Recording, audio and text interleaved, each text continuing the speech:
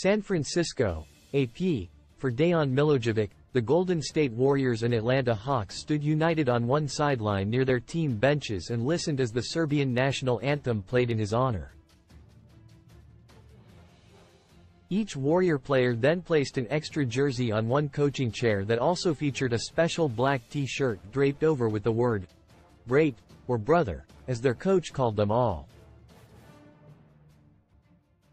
Golden State returned to the court for the first time since losing its beloved assistant coach last week in Salt Lake City. Milojevic suffered a heart attack last Tuesday night at a team dinner and died the next day.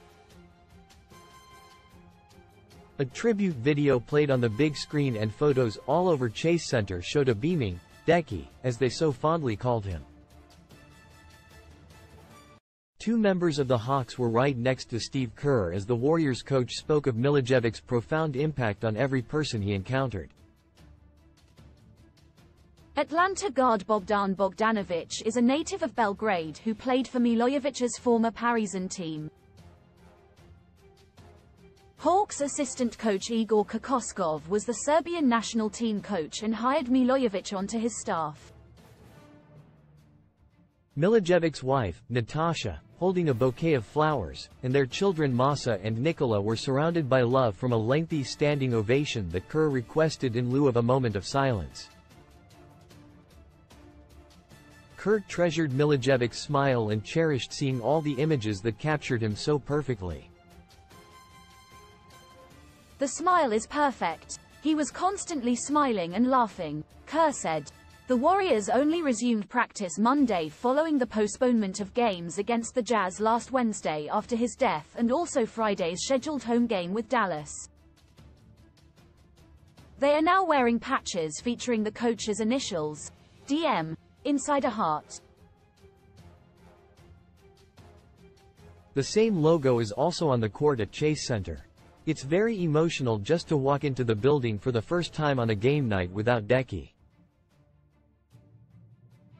Obviously we're all wearing our shirts, and there's images of him with his ever-present smile, Kerr said. "It's very emotional because it's all still very raw and surreal in a lot of ways.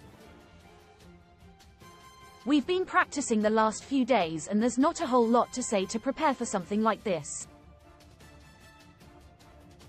You just dive in head first, stick together, and go try to win a basketball game, and honor our brother."